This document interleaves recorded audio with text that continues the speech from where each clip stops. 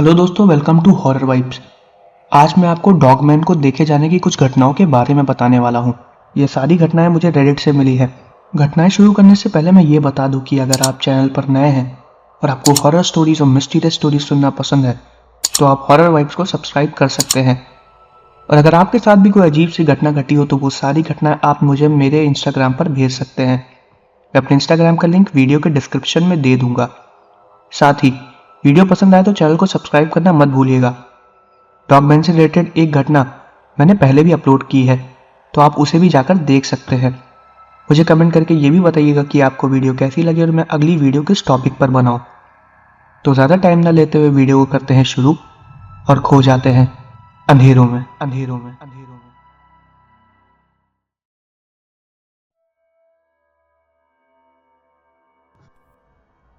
यह पहली घटना जिसके साथ घटी है उसका नाम एल्बर्ट था, और अब आगे की घटना मैं आपको एल्बर्ट के पॉइंट ऑफ व्यू से बताऊंगा। मेरा नाम एल्बर्ट है। यह घटना मेरे साथ इजिप्ट में घटी थी, जब मैं अपने दोस्तों के साथ एक ट्रिप पर गया था। मुझे हिस्ट्री जानने का बहुत शौक था। मुझे ऐसा लगता था कि इजिप्शियन मैथोलॉजी और इजिप्शियन चीज़ें काफ़ी ज़्यादा पुरानी हैं। जब मैं इजिप्ट में गया तो वहाँ पर मैंने बहुत बड़ी बड़ी चीज़ें देखी, जैसे गीज़ा का pyramid, ancient museum, queen's valley, Kings valley. सब बहुत अच्छी अच्छी जगह थी। इन सब चीज़ों को देख के मैं ये महसूस कर सकता था कि जब ये सब चीज़ें बनी होंगी तो वहाँ का ऑरा क्या होगा। मैं अपने दोस्त एडवर्ड से इसी के बारे में बात कर रहा था। मुझे इजिप्शियन चीज़ों के बारे में ज़्यादा पता नहीं था। मुझे वहाँ पर पता चला कि पुराने ज़माने में उनके एक भगवान भी थे जिसको लोग अनुबिस बोलते थे। उनका चेहरा डॉग जैसा था और शरीर इंसानों जैसा, और अनुबिस को तो लोग मौत का देवता भी कहते थे, गॉड ऑफ डेथ। हालांकि इन सब चीज़ों का मेरे बताई हुई घटना से कोई भी संबंध नहीं है। मैं बस इसलिए बता रहा हूँ क्योंकि मैंने इस सब चीज़ों के बारे में बहुत ही ज़्यादा सोचा था, और इसी तरह मुझे एक डॉगमैन के बारे में भी पता चला। मैंने इजिप्ट में ही उसे देखा है। इजिप्ट की काफ़ी जगह घूमने के बाद मैं अपने दोस्तों के साथ होटल में जा रहा था। जहाँ पर हमारा होटल था वो काफ़ी ज़्यादा आउटर में था, क्योंकि उस वक्त हमारे पास इतना बजट नहीं था कि हम मेन सिटी के अंदर होटल ले सकें। हमने बाहर साइड में ही होटल लिया था। ये घटना 1991 की है। हमने एक गाड़ी रेंट पर ली थी और उसी से ही हम लोग अपने होटल पर जा रहे थे। उस वक्त रात के करीब 10 या 11 बज रहे थे। अंधेरा काफ़ी ज़्यादा था। हम जिस रास्ते पर जा रहे थे उसके दोनों तरफ दूर दूर तक सिर्फ रेगिस्तान ही था। वो एरिया ज़्यादा डेवलप नहीं था, क्योंकि हमें जिस जगह पर विजिट करना था वो उसी एरिया के आसपास ही पड़ता था, जिसके बारे में कोई भी नहीं जानता है। मेरे और एडवर्ड के साथ हमारा एक और दोस्त था। उसका नाम पीटर था।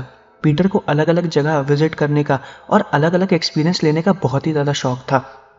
जहाँ पर हमारा होटल था उससे कुछ ही दूरी पर इजिप्शियन नेशनल वुड पड़ता है, जो कि एक छोटा मोटा सा जंगल है।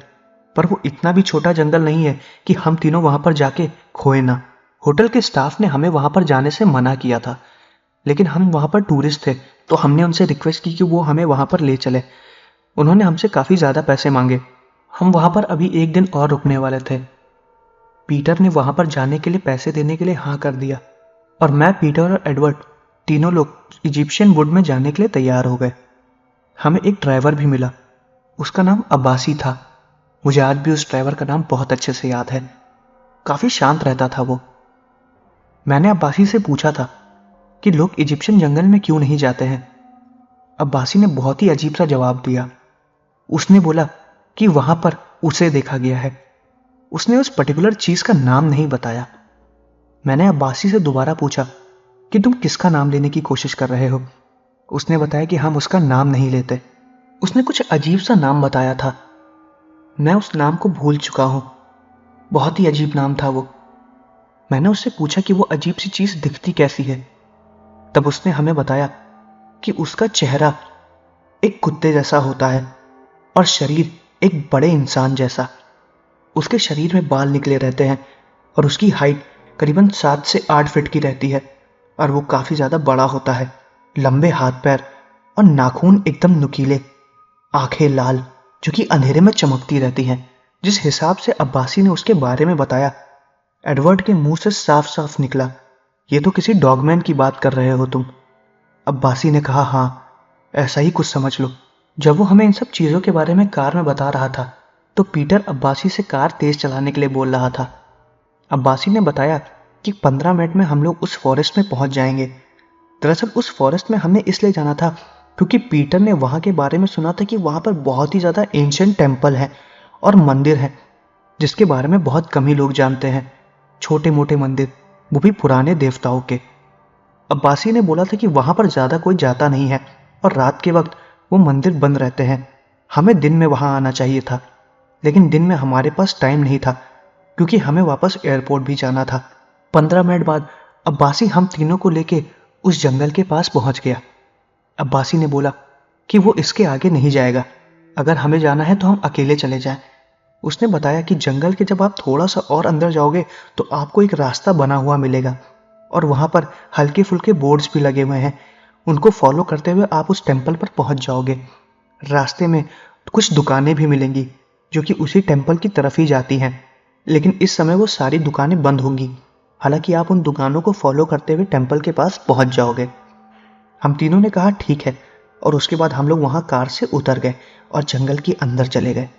अब्बासी ने हमें सिर्फ 1 घंटे का टाइम दिया था। उसने कहा था कि 1 घंटे में आपको वापस लौट के आना होगा, वरना वो वहां से चला जाएगा, क्योंकि उसे वहां पर बहुत ज्यादा डर लग रहा था। पीटर ने उसको कुछ और पैसे दिए और रुकने के लिए बोला। हम जब उस जंगल के अंदर गए तो वहां का नजारा बहुत ही ज्यादा अलग था। वहां पर अंधेरा नहीं था, लेकिन पुरानी दुकानें एकदम लाइन से लगी हुई थी।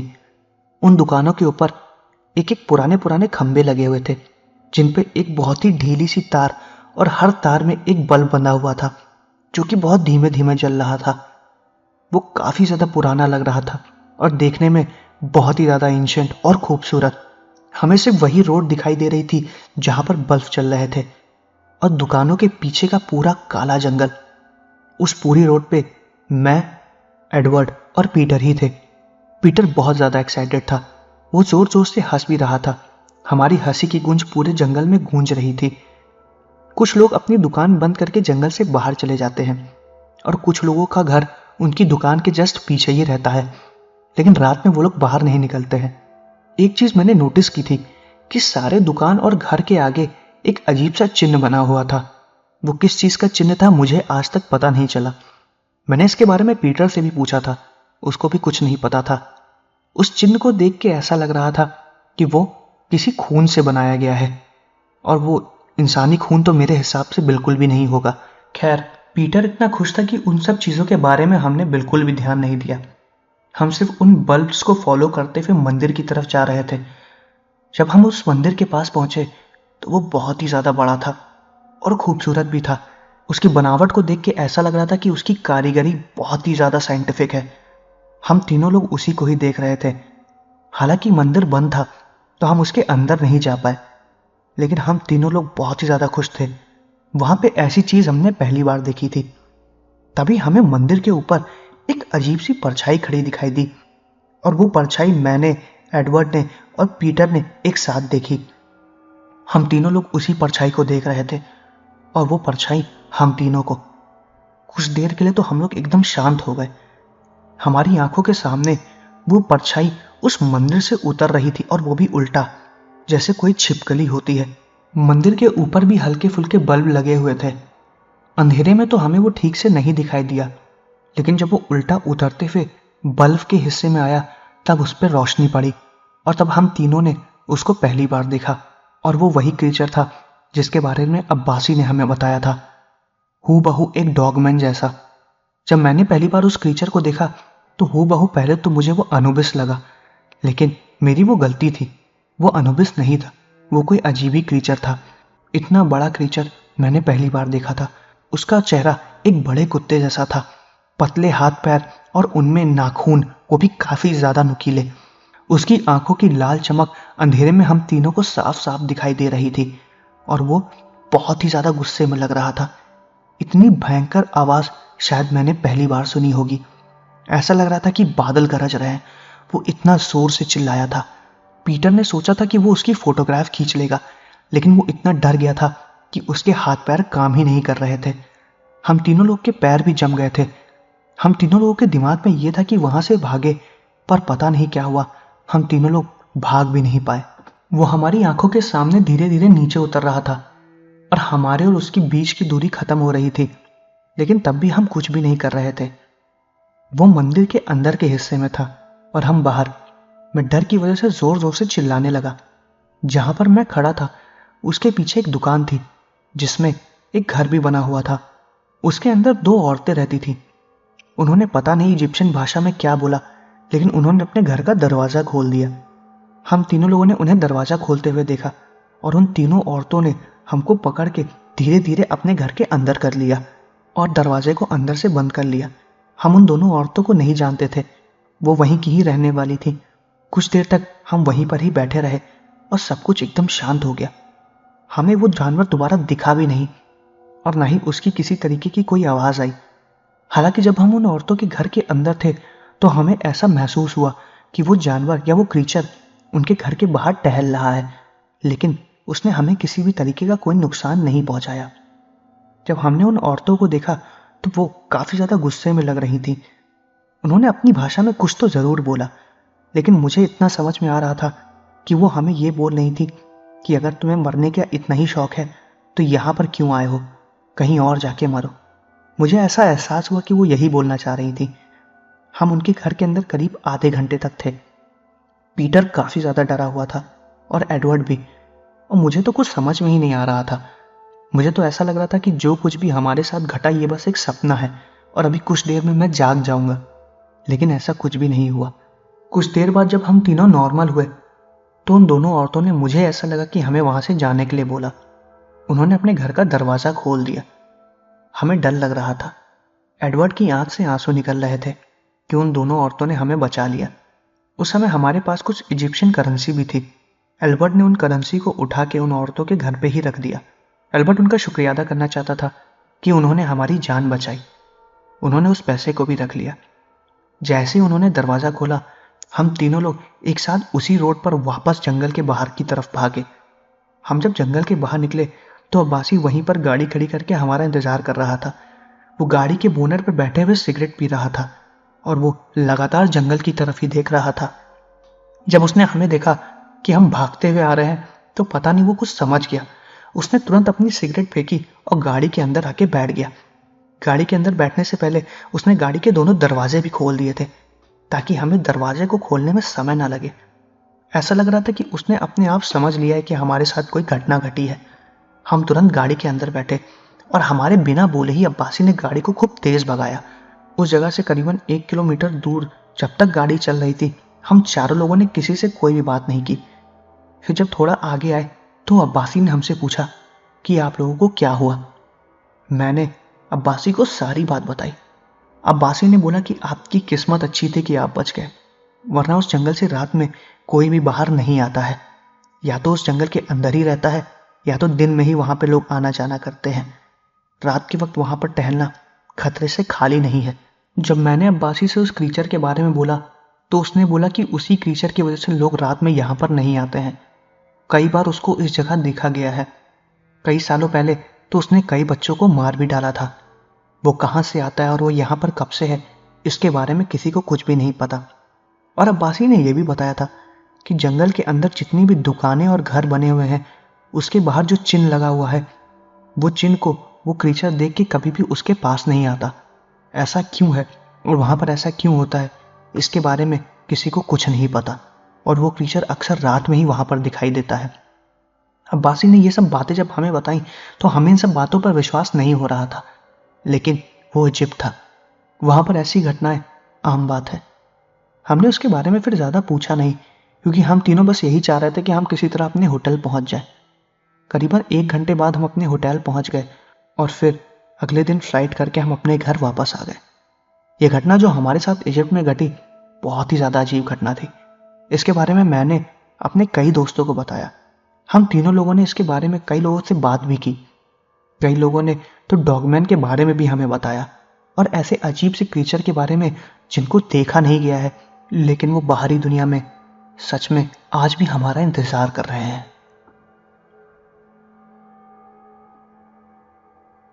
तो दोस्तों, ये थी डॉगमैन को देखे जाने की पहली घटना। अब मैं आपको दूसरी घटना बताने वाला हूं।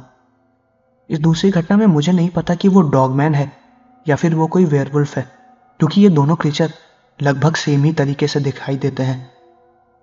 जिसके साथ ये घटना घटी है, अब मैं आपको उस क्रीचर को देखे जाने की बात उसी के पॉइंट ऑफ व्यू से बताऊंगा, और उसका नाम मोलिसा है। मेरेसा के द्वारा बताई गई घटना से पहले मैं आप लोगों को यह बताना चाहता हूं कि अगर आप लोगों ने मेरी पुरानी डॉगमैन की स्टोरी नहीं देखी है तो उसको भी जाकर देख ले।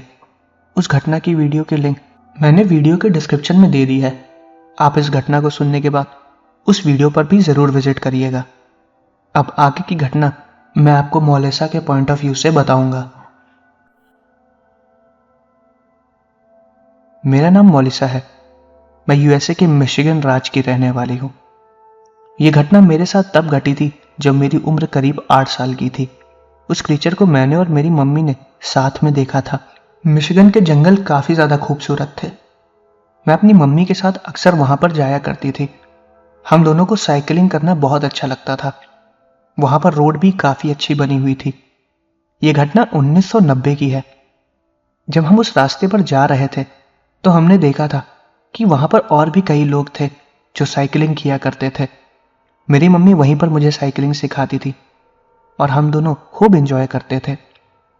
एक बार शाम के वक्त जब मैं और मेरी मम्मी वहां पर गए तो वहां पर बिल्कुल भी भीड़ नहीं थी और बहुत ज्यादा शांति थी। एक दो लोग ही नजर आ रहे होंगे। उस रोड पर जहां पर हम साइकिलिंग किया करते थे वो एकदम खाली और सुनसान थी। बहुत ताज्जुब की बात थी, उस दिन वहां पर कोई भी नहीं आया था। दरअसल मौसम भी थोड़ा खराब था और मुझे और मम्मी को बारिश का मौसम बहुत अच्छा लगता था, इसीलिए हम लोग उस दिन साइकिलिंग करने भी गए थे। हमें नहीं लगा था कि बारिश होने लगेगी। बारिश होने की वजह से मैं और मम्मी एक पेड़ के नीचे जाकर खड़े हो गए। काफी ज्यादा तेज बारिश हो रही थी। वहां पर एक शेल्टर भी था। कुछ देर तक जब बारिश नहीं रुकी तो हम और मम्मी दोनों लोग उस शेल्टर के नीचे भाग के गए। जब हम उस शेल्टर के पास भाग के जा रहे थे तो मेरा पैर फिसल गया और मैं उसी रोड पर गिर गई। हालांकि मम्मी उस शेल्टर तक पहुंच गई थी, लेकिन जब मम्मी ने पीछे मुड़ के देखा तो मैं रोड पर ही गिरी हुई थी। वो मुझको उठाने के लिए जब दोबारा वापस आई तो मम्मी ने देखा कि मेरे ही पीछे, मतलब मुझसे कुछ दूरी पर ही, एक अजीब सा क्रीचर खड़ा हुआ है। वो पेड़ के पीछे ही खड़ा था और मुझे और मम्मी दोनों को देख रहा था। बारिश काफी ज्यादा तेज हो रही थी, इसलिए वो ढंग से दिखाई तो नहीं दे रहा था, लेकिन उसको देख के साफ साफ पता चल रहा था कि वो इंसान नहीं है। मम्मी उसको देखते ही कुछ सेकंड के लिए रुक गई। तभी मैंने उस डायरेक्शन में देखा जिधर मम्मी देख रही थी और हम दोनों ने उस क्रीचर को देखा। बारिश इतनी तेज हो रही थी कि वो क्रीचर हमें हल्का फुल्का धुंधला दिखाई दे रहा था। वो उसी पेड़ के पीछे खड़ा था जहां पर हम पहले थे। उस क्रीचर की हाइट करीबन 7 से 8 फीट की थी। अंधेरे में वो बहुत ही ज्यादा भयानक लग रहा था। काले बादलों के बीच में बारिश और वो क्रीचर। उस समय मैं और मम्मी बहुत ज्यादा डर गए थे। मैं उस क्रीचर को देख के रोने लगी और वो पेड़ से निकल के बाहर आया। उसी बगल में ही मेरी साइकिल भी खड़ी थी। जब उसने मेरी साइकिल को देखा तो उसने एक हाथ से मेरी साइकिल को उठाया और एक बड़े से पेड़ के ऊपर फेंक दिया। मेरी साइकिल 2 टुकड़ों में हो गई और उसने बहुत तेज से आवाज निकाली। वो आवाज एक लोमड़ी की थी। ऐसे लग रहा था कि वो काफी ज्यादा गुस्से में है। उसका शरीर पूरा इंसानी था, मतलब उसके हाथ पैर निकले हुए थे, नुकीले पंजे और शरीर पर पूरे बाल। वो अपने 2 पैरों पर ही खड़ा था, लेकिन उसका चेहरा एक कुत्ते जैसा था या एक लोमड़ी जैसा, मुझे याद नहीं है, लेकिन मैं बहुत ज्यादा डर गई थी। उसने हमारी तरफ कुछ कदम भी बढ़ाए ताकि वो हमें मार सके, लेकिन तभी हमारी किस्मत अच्छी थी। बादल में काफी जोर से बिजली कड़की और वो उस बिजली की कड़क को सुन के 1-2 कदम पीछे हट गया। मम्मी भी चिल्लाने लगी और वो काफी ज्यादा रोने लगी। वो भी बहुत ज्यादा डर गई थी। हमें पता नहीं कि क्या हुआ। वो क्रीचर फिर वहां से भाग के जंगल के अंदर चला गया। उसने हमें किसी भी तरीके का कोई भी नुकसान नहीं पहुंचाया, लेकिन उसने मेरी साइकिल तोड़ दी थी।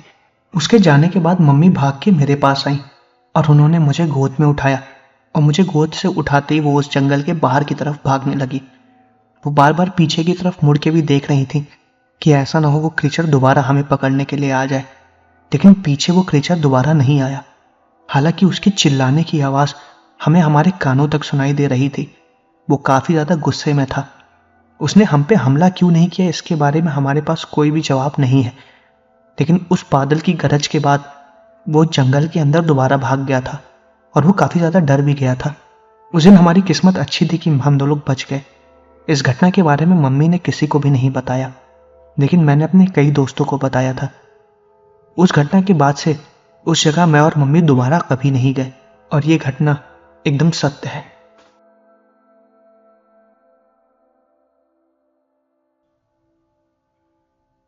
मेरा नाम लेफ्टिनेंट बक है। डॉगमैन को देखे जाने की ये घटना मेरे और मेरे साथियों के साथ घटी थी। हम कनाडा के जंगल में थे। हमारी वहां पर ट्रेनिंग हो रही थी। आमतौर पर डॉगमैन के बारे में हमने बहुत सुना था। वहां पे और भी कई क्रीचर्स के बारे में सुना था, वेंडिगो और पता नहीं क्या क्या। डॉगमैन को देखे जाने के बारे में कई अफवाहें सुनी थी। मैंने आज तक उसे नहीं देखा था। मैं इन सब चीज़ों पर विश्वास नहीं करता था, लेकिन सिर्फ तभी तक जब तक मैंने उसे देखा नहीं। हमारी ट्रेनिंग खत्म हुए 4 दिन हो चुके थे। हमें हमारी पोस्ट भी मिल गई थी। मैं और मेरे साथ 2 साथी और थे। हमें कनाडा के उस जंगल के हिस्से में करीबन 3 दिन तक तैनात रहना था और वहां की सारी अपडेट हमें अपने कमांडर को देनी थी। हमारी पहली पोस्टिंग के दिन मेरे साथ जो मेरे 2 और साथी थे, मैं उनसे पहली बार मिला था। उनकी भी पहली पोस्टिंग थी। एक का नाम बक्स था और दूसरे का नाम जॉनथन। हम लोग की आपस में अच्छी पट रही थी। 2 दिन तक तो हमारी ट्रेनिंग वहां पर बहुत अच्छी चली। हमने अपने पोस्ट को बहुत अच्छे से संभाल रखा था, लेकिन तीसरे दिन हमें कुछ अफरा तफरी महसूस हुई। जहां पर हमारी पोजीशन थी उसकी कुछ दूरी पर हमें किसी के भागने की आवाज आई। हम लोग को तुरंत पता चल गया कि वहां पर कोई है। बक्स और मैं तुरंत उस तरफ भागते हुए गए। वहां पर हमें कोई भी नहीं दिखा, लेकिन मुझे साफ साफ कोई भागते हुए दिखा था, और वो काफी बड़ा आदमी था। उसकी हाइट करीबन 6 से 7 फीट की थी, और ये बात मैंने अपने कमांडर को भी बताई थी। हमें तुरंत ऑर्डर मिला कि हम उसे गोली मार के ढेर कर दें, क्योंकि हमारा जो एरिया था वो एक रिस्ट्रिक्टेड एरिया था। वहां पे किसी भी तरह का सिविलियंस का आना मना था, और वहां पर अगर हमें कोई भी नजर आता तो हम उसे गोली मार देते। हमें हमारे कमांडर से यही ऑर्डर मिला था। हम तीनों लोग फिर उसके पीछे भागते हुए गए। वो एक पेड़ के पास जाके खड़ा हो गया और हमने पहली बार उसे देखा। वो एक क्रीचर था जिसका सर एक कुत्ते का सर था। उसका शरीर एक भारी भरकम आदमी जैसा।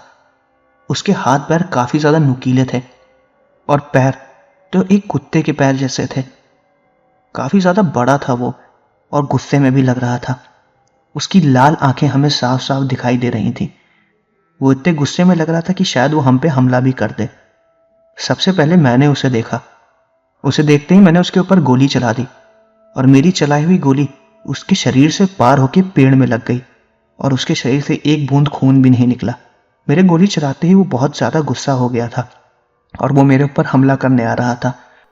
मेरे गोले चलाते ही जॉनथन और ओक्स भी मेरे पास आ गए, और उन्होंने भी उस क्रीचर को देखा।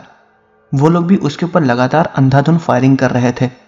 फायरिंग करते समय जॉनथन ने वॉकी टॉकी पे इन्फॉर्म कर दिया, और फिर कुछ ही देर में हमारी टीम भी हमारे पास पहुंचने वाली थी, लेकिन तब तक हमें उसे संभालना था। लगातार उस पर गोलीबारी करने की वजह से वो हमसे दूर भाग गया, और हम उसके पीछे भी गए, लेकिन फिर वो अचानक से गायब हो गया। वो इतनी तेजी में कहाँ चला गया हमें कुछ भी समझ में नहीं आया, जैसे कि हवा गायब हो जाती है। वो काफी भारी भरकम जानवर था, और ऐसा जानवर हमने पहली बार देखा था।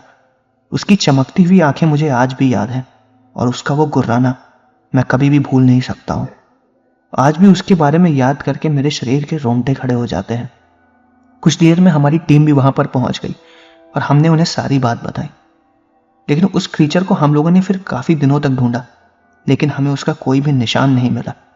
हमने सोचा कि हम उसके फुटप्रिंट्स भी ढूंढ लेंगे, लेकिन हमें वो भी नहीं मिले। उस क्रीचर के ऊपर चलाई गई गोलियों को जब हमने दोबारा देखा तो वो गोलियां पेड़ पे तो लगी थी, लेकिन उसमें खून भी नहीं लगा था। वो अजीब सा क्रीचर इतनी जल्दी कहां गायब हो गया हमें पता नहीं चला। हमने सारी डिटेल अपने कमांडर को भी दी। हमारे पास इस बात का कोई भी प्रूफ नहीं था कि वहां पर वो क्रीचर था या नहीं, लेकिन हमारे कमांडर ने बोला कि ऐसे क्रीचरों का यहां पर दिखना बहुत ही आम बात है। हमारी किस्मत अच्छी थी कि हम बच गए, वरना वो रात हम तीनों लोगों की जिंदगी की आखिरी रात होती। तो दोस्तों ये थी डॉगमैन को देखे जाने की कुछ घटनाएं। मैं आशा करता हूं कि आपको वीडियो पसंद आई होगी। अगर आपको वीडियो पसंद आई है तो चैनल को सब्सक्राइब करना मत भूलिएगा। साथ ही वीडियो को लाइक ज़रूर करिएगा। मुझे कमेंट करके ये भी बताइए कि आपको वीडियो कैसी लगी और मैं अगली वीडियो किस टॉपिक पर बनाऊं। तो मिलते हैं अगले वीडियो में।